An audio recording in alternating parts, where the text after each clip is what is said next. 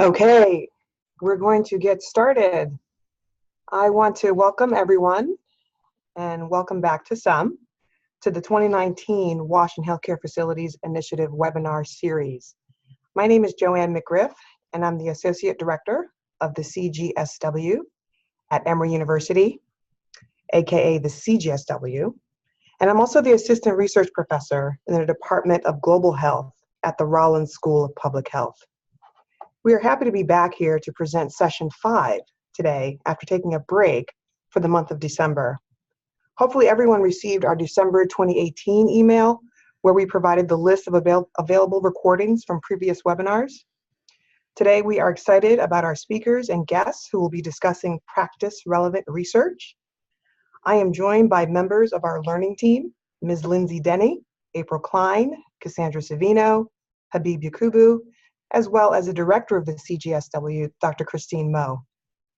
Just as a reminder, as you all may know, this series is part of an action-oriented learning platform that seeks to connect the expertise and experience of our partners and colleagues to the members of the WASH and health community who are interested in moving to action in WASH and healthcare facilities.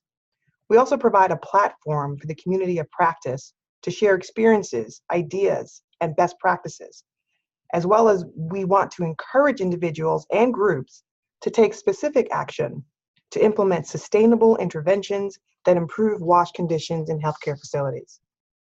So without further ado, I invite meeting attendees to start introducing yourselves by placing your name and organization in the chat box as I review some additional notes about the platform and the structure.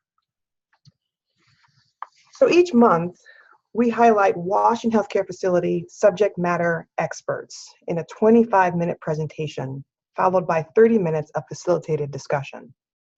For reference, please be reminded that you and your colleagues have access to webinar recordings, slides, learning materials, summaries, and action documents through our website, winhcfaction.org. And if you have questions or feedback, you can send us an email to winhcfaction@emory.edu. Also, we are on Twitter, so please consider following us on our Twitter handle at winhcfaction. I will now pass on to Lindsay Denny, who will provide a few additional updates and reminders. After the announcements, I will introduce our speakers for today and move right into the learning session. So, Lindsay? Good morning, all. Good afternoon. But as we begin, I wanted to review the guiding principles for this webinar series. So first, we believe that WASH is a fundamental prerequisite for quality care within a healthcare facility. Secondly, we believe there cannot be effective infection prevention and control without adequate WASH in healthcare facilities. And certainly that is a main focus of WASH in healthcare facilities, is to ensure effective IPC. Thirdly, sustainability should be built into every WASH in healthcare facilities project from the very beginning, no matter the project size. And finally, WASH in healthcare facilities is not just about addressing issues at individual facilities. Multiple systems, sectors, and stakeholders must work together to see sustainable improvements. As many of you know, there was a call to action on WASH in healthcare facility last March by the UN Secretary General. And we recognize the need to address and improve WASH in healthcare facilities in order to achieve SDGs 3, health and well-being, and SDG 6, water and sanitation. As Joanne mentioned, for those of you joining us for the first time today, welcome. This is our 5th webinar. You can find the previous webinars on our website. They focus on topics such as health system strengthening to assessments and implementation. A few quick updates. Very exciting at the moment, the WHO Executive Board meeting is underway, and they are discussing the WASH in healthcare facilities resolution. It has been proposed by Tanzania, Zambia, and Eswatini, formerly Swaziland. And very exciting, we hear this morning that Australia, Brazil, Ethiopia, Indonesia, Nigeria, and Kenya have all signed on as sponsors. So really great to see that moving forward. If they do agree upon it, it will be transmitted to the WHO World Health Assembly in May, where it will be voted on by member states. In addition, a couple of other updates. WASH Fit is now available in French. It was previously available in English and Russian, and they tell us that Spanish and Arabic are coming soon. As well, the JMP indicators, which were originally written in English, are now available in French, Russian, Arabic, and Spanish. All of these can be found at washinhcf.org. Back in November, UNICEF and Emory held a workshop in Tanzania, bringing together decision makers to discuss concrete national action for wash and healthcare facilities. The report from that is forthcoming, and we're excited to share that experience with you all on a future webinar. Finally, a few research articles have been published in the last few months since we had our last webinar. Two to highlight. One is an article on the neglected role of the cleaner in maternity units, which was published this month by Soapbox Collaborative and London School of Hygiene and Tropical Medicine. In addition, an article from WHO and CDC on wash fit in Togo was published in December. A couple of quick notes about Zoom. Feel free to use the chat box at any time. You can introduce yourself, ask questions, or make comments during the presentation and during the discussion. You can make comments specifically to the panelists, or you can send it to the panelists and attendees. During the discussion section, we'll also have an opportunity for you to raise your hand to use your microphone to have a verbal comment. Please only do so if you have the ability to use the microphone on your computer or your phone. Once you have your question answered, or if your question has been answered and you don't want to speak any longer, please lower the hand. And Joanne, I will hand it back to you. Thank you so much, Lindsay. I see we have more people in the room than we have chat introductions. So again, please feel free to place your name and organization in the chat box so as we continue on with the webinar. So today we are pleased to have with us Dr. Richard Mugambe from Mekerere University. He will be speaking with us on the title, Practice Relevant Research, Identifying Wash and Healthcare Facility Gaps to Reduce Healthcare Associated Infections. Dr. Mugambe is a lecturer in the Department of Disease Control and Environmental Health at Mekerere University, College of Health Sciences in the School of Public Health. He holds a PhD in Global Health from University of Ireland, Trinity College, Dublin. He is a researcher in Uganda, and he is conducting research on water, sanitation, and hygiene factors associated with nosocomial infections and health-seeking behavior in healthcare facilities. Following Dr. Mugambe, we are pleased to have Dr. Christine Moe provide additional commentary on practice-relevant research given her over decade-long experience of working in this particular sector. Dr. Moe is the Eugene J. Gangarosa Professor of Safe Water and Sanitation, as well as the Director of the Center for Global Safe Water, Sanitation, Hygiene at Emory University. She has been the principal investigator of research projects on safe water in healthcare facilities sponsored by the General Electric Foundation. She is currently working on several research projects examining the links between environmental contamination and neonatal sepsis in both Uganda and Ethiopia. We would like to welcome both Dr. Mugambe and Dr. Moe to the webinar series and look forward to a good discussion following their presentations. And so now, without further ado, I turn it over to Dr. Mugambe. Again, welcome and thank you so much for joining us.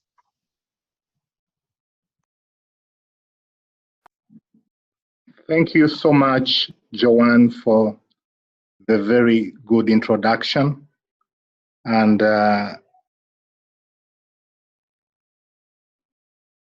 happy this afternoon to be talking about a topic that says practice relevant research, identifying wash in healthcare facility gaps to reduce healthcare associated infections.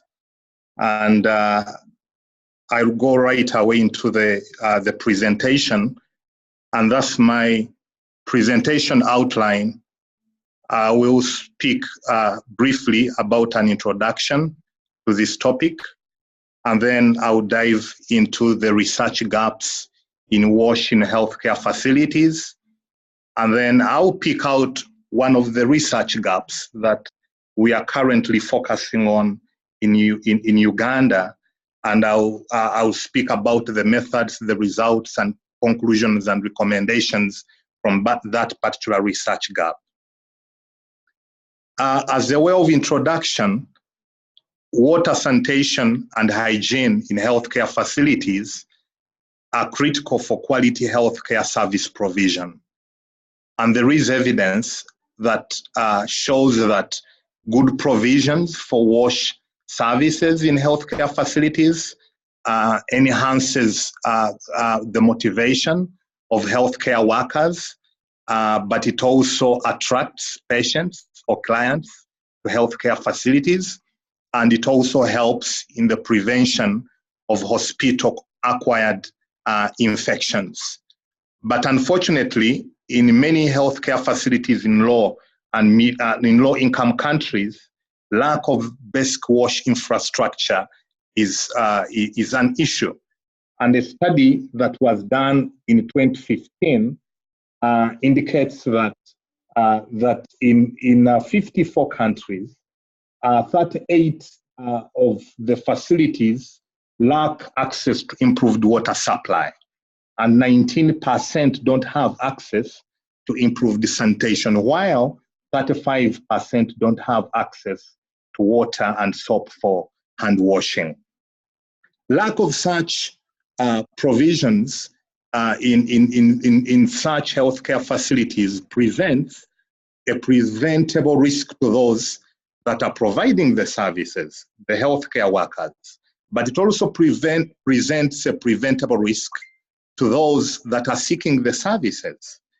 And critical here to note are the mothers that are at risk of acquiring hospital-acquired infections, and newborns who are at even a greater risk, a higher risk of acquiring hospital-acquired infections due to lack of adequate provisions for wash services in healthcare facilities. Unfortunately, wash in healthcare facilities research is still limited in many countries. And there are a number of research gaps that we should be addressing as researchers in this era. I want to talk briefly about some of the research gaps, some of the gaps in wash in healthcare facilities research. One of these gaps is the contribution of poor wash to nosocomial infections, and specifically looking at the attributable burden and linkages between wash and nosocomial infections. Some researchers have suggested that there is need to do more systematic reviews linking wash and nosocomial infections for us to be able to establish the linkages between these two. The other gap that has been recognized is that knowledge or evidence on the most effective wash interventions is still inadequate. So if we are to look at different wash interventions in healthcare facilities, we don't have enough evidence on what works better than the other in terms of prevention and in terms of reducing the burden related to hospital-acquired infections. Besides that, the cost effectiveness of wash interventions. So if we are to look at the cost effectiveness of wash interventions relative to other healthcare facility interventions for the prevention of hospital-acquired infections, we don't have enough evidence around this issue. The wash needs across different levels of healthcare facilities are still an issue that need to be explored. Coverage and quality of wash provisions in healthcare facilities is still something to explore. I know WaterAid and UNICEF and a number of other organizations are doing some work around this area, but the evidence is still, the information, the data around this issue is still limited. Then there is the question of how to provide sustainable wash services in a healthcare facility setting. If you visit many healthcare facilities, especially in low-income countries, you'll find broken facilities, broken sinks, broken water supply systems. And this reveals to us the entire issue of sustainability of wash services, and gives us the question on how we should be providing wash services that are sustainable. The other question is how healthcare facility wash improvements impact mothers' health-seeking behavior. And we are addressing some of these questions currently in Uganda, but for the purpose of this introduction, for the purpose of this presentation, I want to spend some time and share some of our experiences with the last question, specifically on how WASH improvements in healthcare facilities impact mothers' health-seeking behavior. And I will share some of the research that we've done to address that question. And our research was focusing on an aim that was seeking to understand the factors that determine the choice of delivery places for mothers in hard-to-reach areas of Rukunjiri and Kanungu districts in Western Uganda. And for us to address that question, in terms of the methods, we did a cross-sectional study where we focused on mothers of children aged 0 to 12 months. And we did this study in the catchment area of Chisizi and Wind hospitals, which are located in southwestern Uganda. We used both qualitative and quantitative methods. For qualitative methods, we did focus group discussions with mothers. We did 9 focus group discussions with mothers and one focus group discussions, one focus group discussion with men. We did 10 in-depth interviews with mothers, and we did 8 key informant interviews. Quantitatively, we did a survey of 900 households with mothers of children aged 0 to 12 months as respondents. And our sampling procedure, we gave random numbers, all of the villages in the catchment area of the 2 hospitals that we were targeting. And after that, we randomly selected the villages for our survey. Within the selected villages, we randomly selected the 900 households, and these were specifically households that had children 0 to 12 months. We identified these households through the help of the village health committee members, the VHTs. They gave us a list of all the households in the villages with children 0 to 12 months, and we went ahead to randomly select the villages that we were targeting, the number of households that we were targeting per village. In terms of data collection tools and procedure, we used a structured questionnaire, and the questionnaire captured data on mothers' social demographics, awareness on health facility location and services, distance to the nearest health facility, place of delivery of most recent child and reasons for their choice, as well as challenges experienced while at the healthcare facility.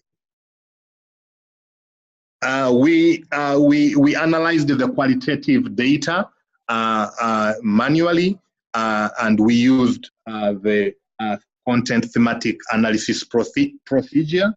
And for the quantitative data, we entered the data into Epidata and transferred it to Stata and did univariate, bivariate, and multivariable analysis. The outcome for the quantitative analysis was the place of last child delivery, and this was either public facility, which was coded 1, private facility, which was coded 2, and home delivery, which was coded 3. We did multinomial logistic regression because we had 3 parameters under the outcome variable, and we had we used risk ratios and a 95% confidence interval. That slide gives us the result, some of the results, and result 1 is on the social demographics of the the mothers. We see this slide summarizes the age and then the parity. Majority of the mothers had 1 to 2 children. Majority of the mothers have stayed in these areas, in these catchment villages, for a period of 0 to 5 at 5 years. And in terms of the determinants of choice of delivery place, this slide gives us an understanding of some of the major factors that determined, that influenced mothers' choices to deliver where they were delivering. The private facility was the baseline variable, and what we see here was that in terms of wash services at the health facility, mothers were less likely to choose delivering in public facilities, because public facilities had poor wash provisions as compared to private facilities. And we also recognize that they were also less likely to choose delivering in public facilities as compared to private facilities, because public facilities had theaters or cesarean services that were considered to be of less quality to those that we saw in private facilities. I need to mention here that the private facilities in this catchment area are facilities that had received interventions on wash over a period of about 2 years. And our qualitative results were also in support of the quantitative results. We had mothers that confessed that they would rather go to private facilities because the private facilities had better wash services provision as compared to public facilities. But we also noted and saw in these results that many mothers had chosen private facilities, were most likely to choose public facilities, for their antenatal care services. And basically what that means is that some of the mothers were going to the public facilities for the antenatal services, but they would end up going to the private facilities for the deliveries because they had confidence in the private facilities. And one of the areas where they had confidence was the fact that these private facilities had good wash provisions, and the risks of transmission of hospital-acquired infections in those private facilities was low. In terms of discussion, health facilities deliveries were more common than home deliveries, and this finding is similar to many other findings found in Kenya and other areas. We also recognized that mothers were less likely to deliver from public facilities, as most of them chose private facilities because of the good wash services that were provided in the private facilities. As a whole conclusion, more deliveries occurred in private hospitals as compared to public. The determinants for choice of healthcare facility delivery, the determinants for choice of healthcare facility to deliver a child included the wash status or the wash services in that facility, the type of facility for antenatal care attendancy, as well as availability of cesarean services. Home deliveries were related to faster progression of labor, high costs of formal delivery, as well as transport challenges. In terms of recommendations, we recommend improvements in wash conditions in healthcare facilities, and we also recommend improvements in infrastructure for cesarean deliveries and recruitment of more healthcare workers in all facilities. To mitigate home deliveries and associated factors, it is vital to address transport challenges and increase sensitization of pregnant mothers in order to increase hospital deliveries. That summarizes the results of the study that was addressing the research gap related to the impact of wash provisions in healthcare facility and how that influences mothers' decisions to deliver in healthcare facilities. We are also doing other research on a few of the other research gaps, but Professor Christine Moore will be talking about that. Thank you so much. Great. Thank you so much, Dr. Mugambe. These are really important findings for us and the WASH community, the WASH and health community. As you have pointed out, just the absolute importance of the fact that the WASH status actually is playing a role in the decision-making of mothers. Again, thank you so much for this presentation. I would like to pass this on to Dr. Mo from Emory University, who's going to provide even more just reflections and perspective on this issue of WASH status and impacts on health. Dr. Mo? Thank you, Joanne. Let me see if I can figure out how to share my screen. Can you pass that on to me so that I can then share my screen? Thank you. Give me just a moment here.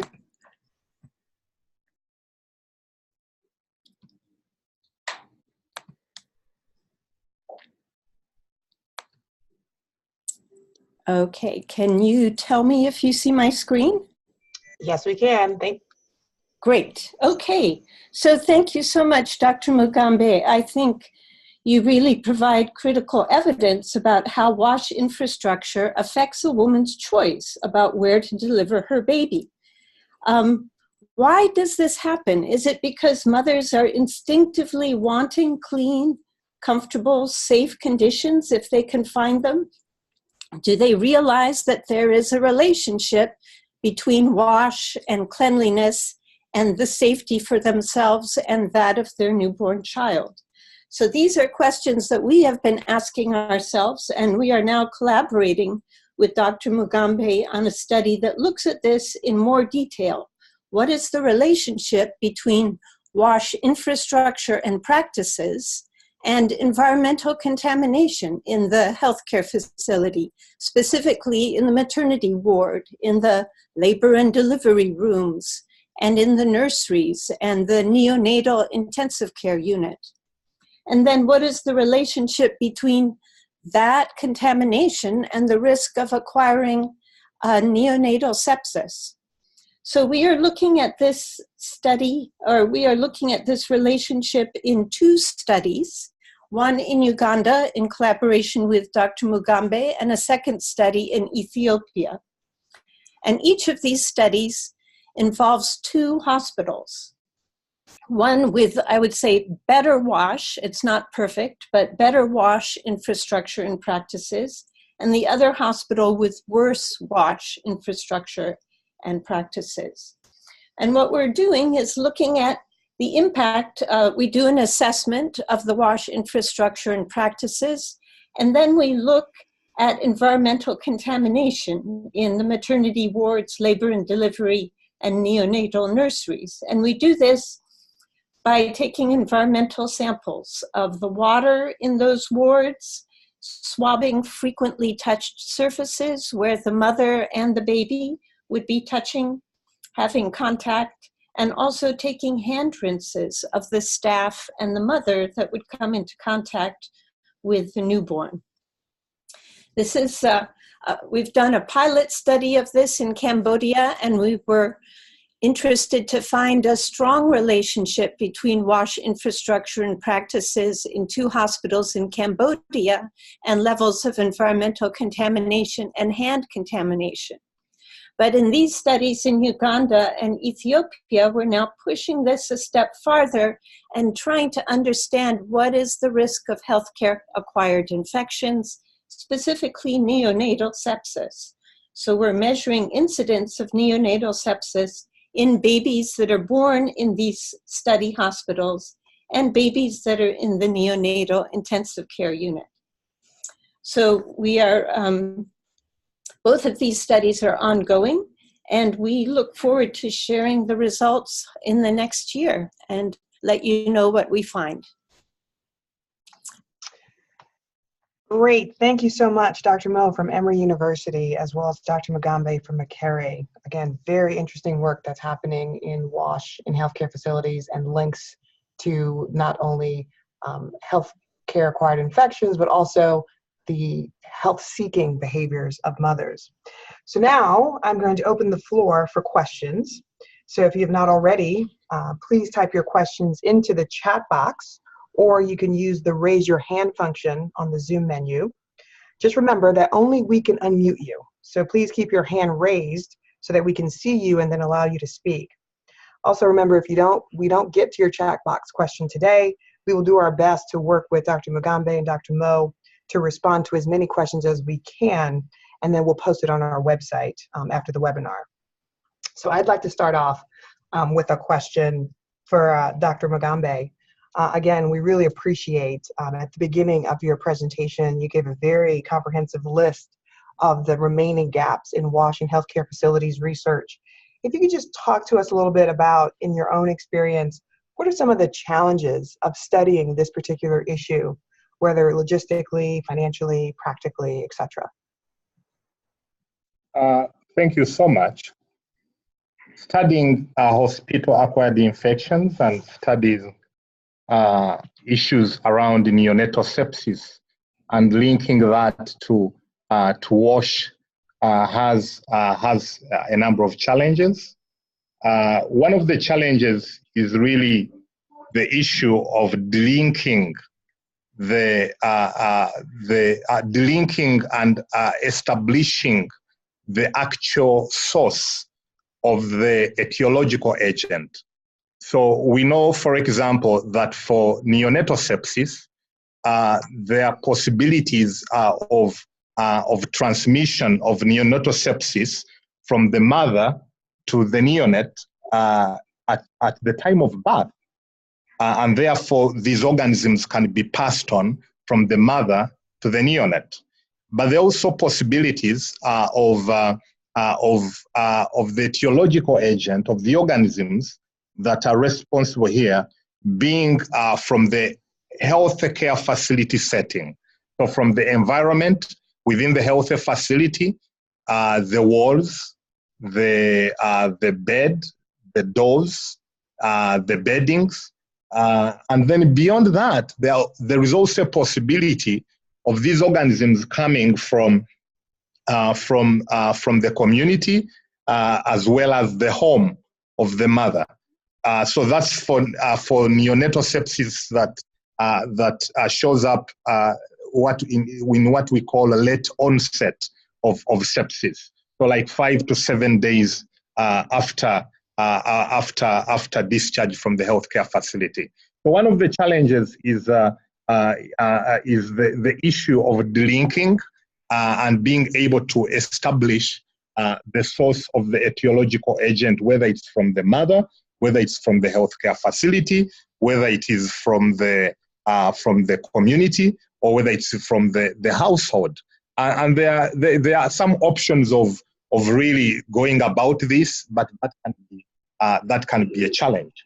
The other challenge is the issue of costs. These studies can be very expensive because you need to follow up a big sample of mother and neonatal of mothers and neonates. You need a powered study. And for that to happen, you need quite a big number of mothers or neonates. And the following up exercise can be very expensive, depending on how long you are following up. The mothers. So briefly, I can say those are some of the challenges. And in a low-income country, there are issues of laboratory. So if you are to do these environmental studies, if you are to take swabs from the environment within the healthcare facility, if you are to take blood samples from the neonates and confirm the etiological agent for sepsis or any other hospital-acquired infection, you need really laboratories that are equipped with the necessary equipment as well as reagents. But you also need people in the laboratory that have the knowledge and experience of handling the environmental organisms as well as the organisms that may be causing the hospital-acquired infection. Again, thank you so much, Dr. Mugambe. That was a very thorough response in terms of the major challenges with this kind of research. Dr. Mo, before I move on, would you like to make any comments about any of the challenges of studying this particular issue? I just want to second what Dr. Mugambe said, especially about lab capacity. Those of you who know me know that I'm always talking about the critical need for building lab capacity. And often the etiologic agents of neonatal sepsis have not been well identified because these infections are treated empirically. But in these studies that we're doing, we are collecting blood cultures and looking at the etiologic agents that we find. So we think this will be an additional contribution of these studies. Again, thank you so much for your comments. I want to move over to the chat box where we have Cece Martin of IRC Uganda, who is making a comment and posing a question. So there seems to be many factors related to mothers' health-seeking behaviors, yet maternal health and WASH seem to be directly related. Can these results also speak, meaning I guess the results from Dr. Mugambe's study, speak about other health-seeking behaviors in general? Thank you so much, Martin, for that question. Our study looked at determinants of mothers' decisions to deliver, where they were delivering, and we looked at this at 3 levels. So the private healthcare facilities, the public health facilities, and the home deliveries. And we were able to understand the factors that were determining mothers' decisions to deliver either at home. We were also either at home or at public facilities or at private facilities. So for example, at home, we realized that the decisions for mothers to deliver at home were most likely were related to issues of transport, distance to healthcare facilities, and issues around progression to labor.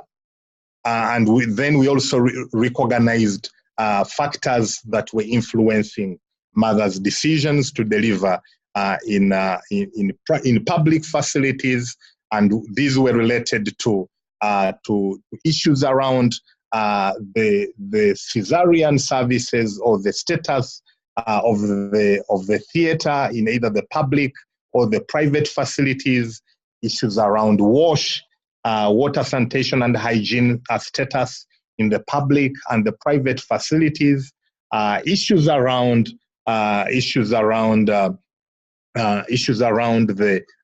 distance of the facility were also explored. So we didn't only look at WASH, though implicitly we wanted to understand whether WASH is a determinant of mothers' decisions to deliver wherever they were delivering from.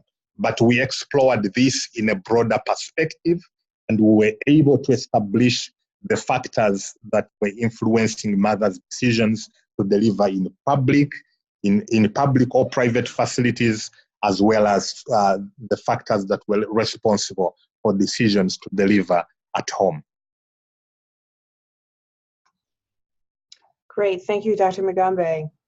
We do have another question from Ahmed Luwangalo from USAID's Regional Health Integration to Enhance Services in East Central Uganda. And the question is, how would you relate mothers' perception of good healthcare facility WASH practices within your findings? Thank you so much, Ahmed, for that question. We qualitatively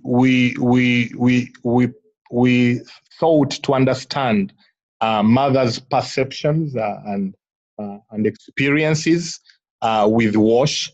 I didn't go into the details of the mothers' experiences and perceptions of WASH in the healthcare facilities. But as I mentioned in the methods section, we did focus group discussions with mothers, and we also had in-depth interviews with mothers that had children 0 to 12 months. And through these qualitative studies, we were able to establish the perceptions of mothers on the perceptions of mothers towards WASH, either good or bad. And some of the reasons that the mothers were giving in terms of choosing a healthcare facility that had good WASH provisions were related to comfort. They wanted a place where they are comfortable in terms of no litter, in terms of proper solid waste management, in terms of cleanliness of the environment. So they wanted a place or a healthcare facility with good cleaning routines and good provisions for water and good provisions for sanitation, as well as good provisions for hand washing. So all of these 5 parameters were embedded into their perceptions of what they referred to as good WASH. And the findings from the qualitative study were in support of the findings that we got from the quantitative study. Thank you, Dr. Mugambe. We do have a hand raise from Lindsay Denny. Lindsay? Dr. Mugambe, Dr. Mo, thank you so much for your presentations. Really exciting to see the research that's moving forward in this space, particularly around neonatal sepsis and thinking about mothers' care-seeking behaviors. I wonder if you could speak a bit about the implications or the applications of these 2 research studies in Uganda, and particularly thinking about those based on the ground. What does this data mean for them? How do we think about what this will do to impact care or impact the way we address WASH in healthcare facilities? Thank you so much.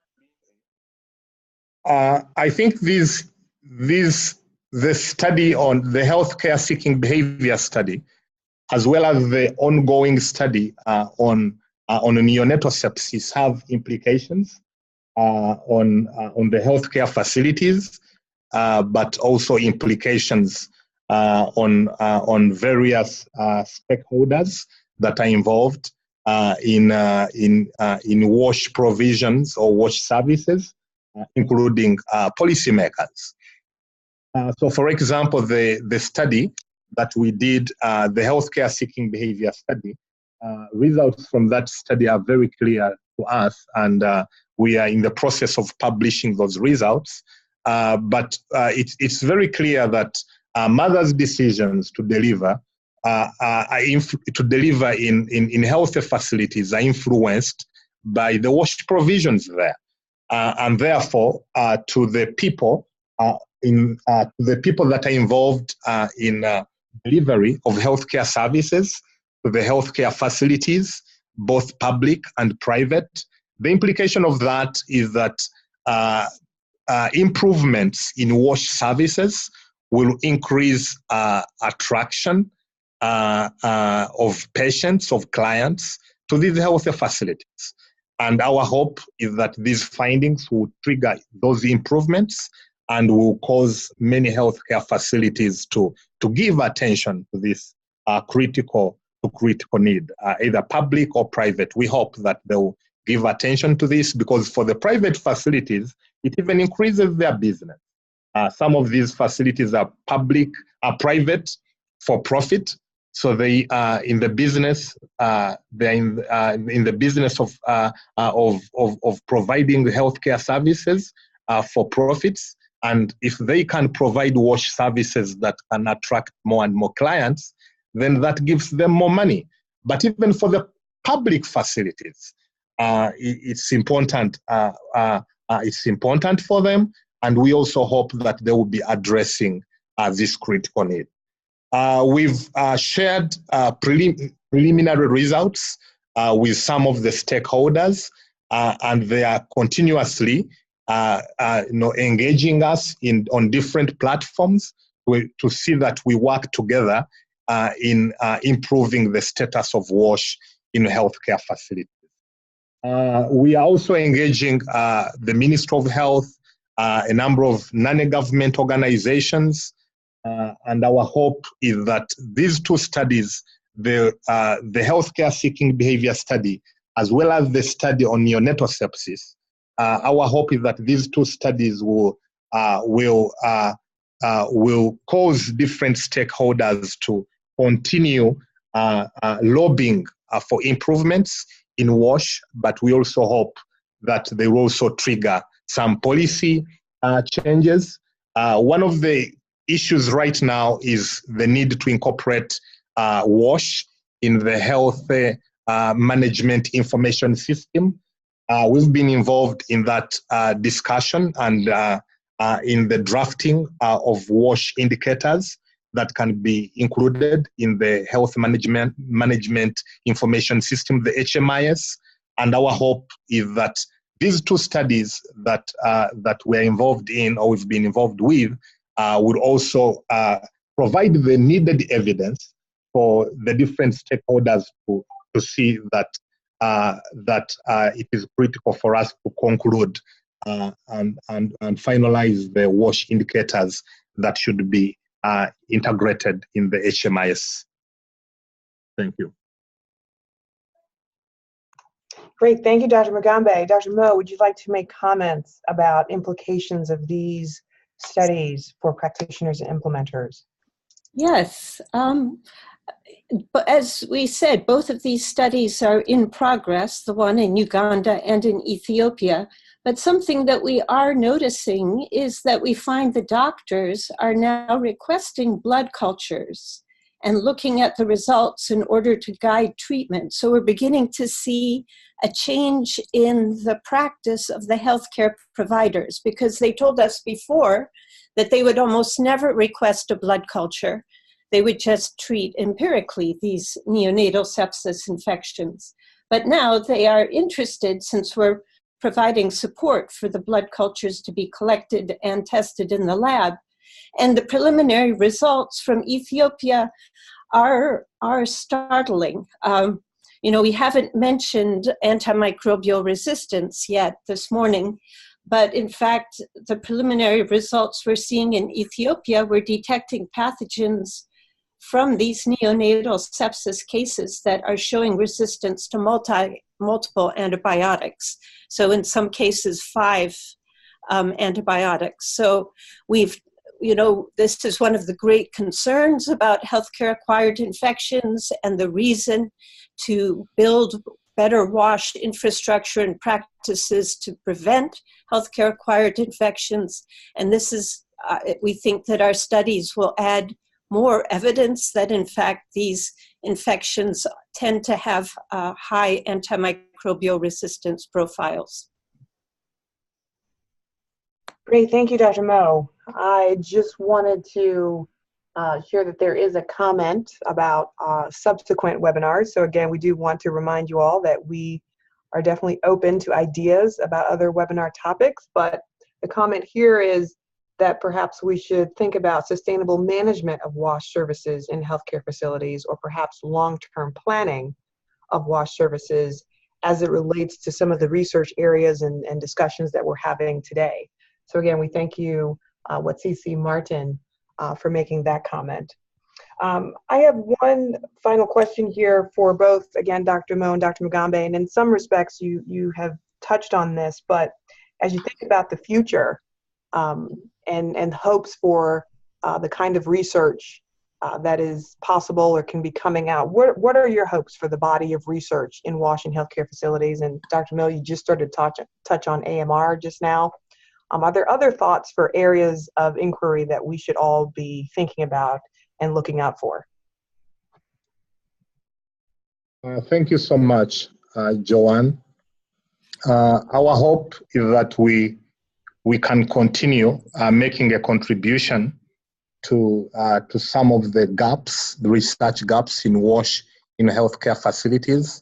As I mentioned them, there are many gaps, and we hope to address them as depending on the funding that may be available. So we hope to continue addressing some of these. One of the issues is the linkages between WASH and hospital-acquired infections. Whereas we are doing the study on neonatal sepsis, there is a lot in there that can be done, including exploring aspects related to antimicrobial resistance. And that's a whole big area that we hope to be tackling in some of our future research. But then also the issues around sustainability of facilities, issues are around governance of these facilities. So many of these are still potential areas of research.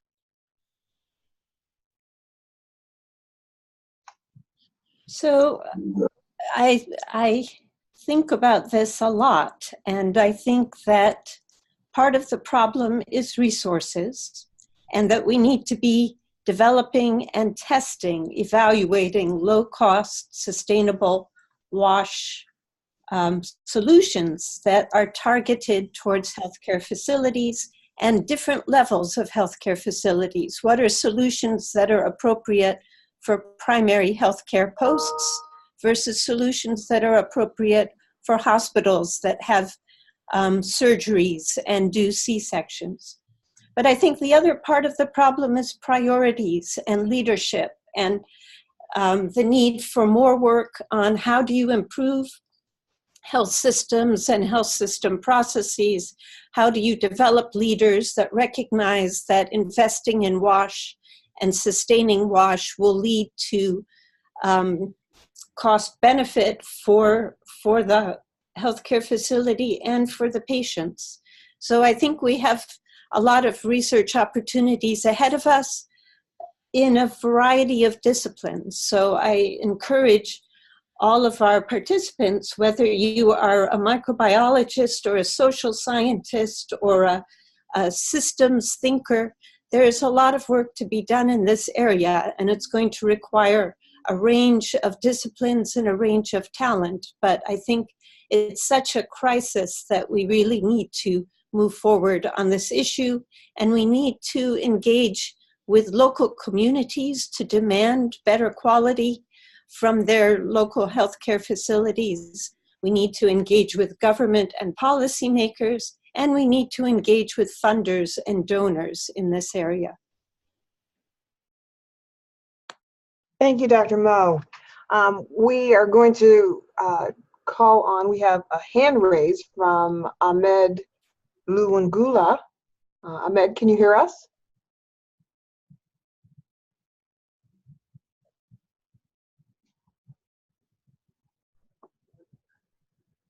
Ahmed? We have unmuted you. Okay, doesn't look like we have sound from Ahmed.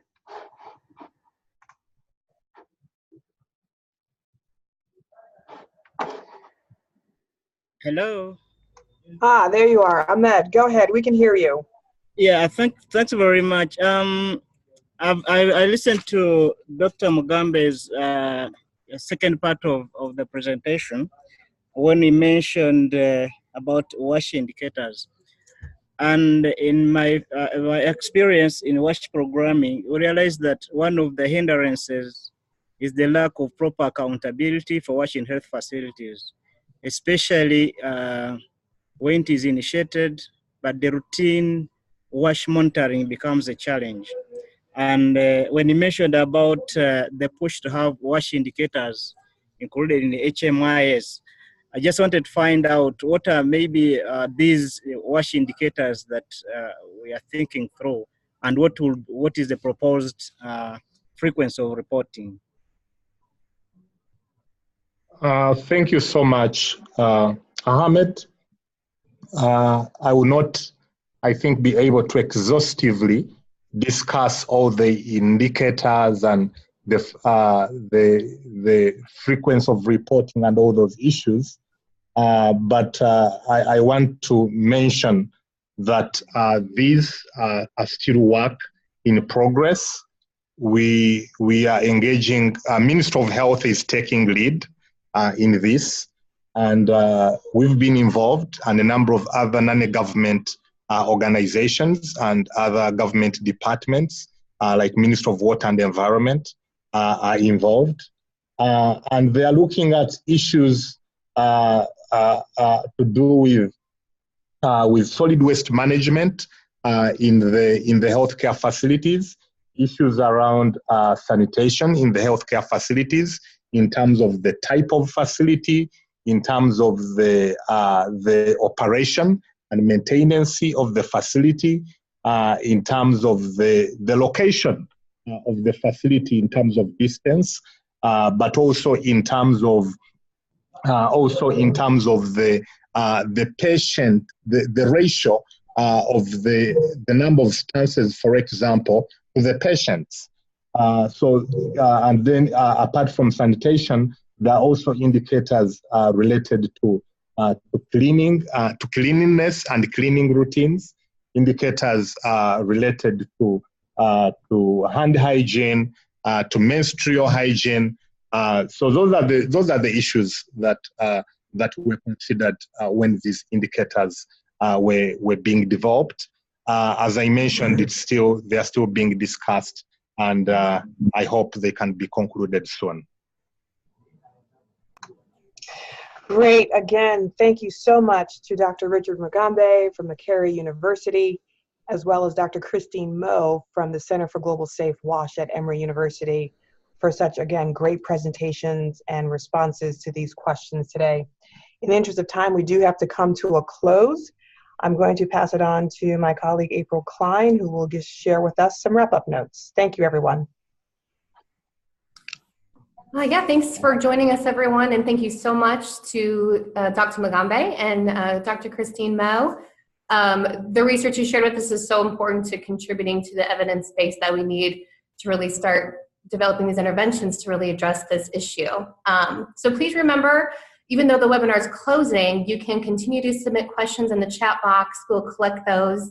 We'll send those to Dr. Mugambe, and we'll be sharing those answers on the winhcfaction.org website, along with additional supplementary materials such as a summary of the presentation and any additional resources. Our next webinar will be held on Thursday, February 21st at 9 a.m. and we're going to be discussing costing issues related to water and sanitation in healthcare facilities with experts from the University of North Carolina at Chapel Hill and CDC. So thank you for your participation, and we hope to see you on our next session. Thank you so much, everyone. We're going to close. We're going to leave the chat box open for another 5 minutes or so if you'd like to put your questions in or comments. And again, hope to see everyone next month on the 21st. Have a great day.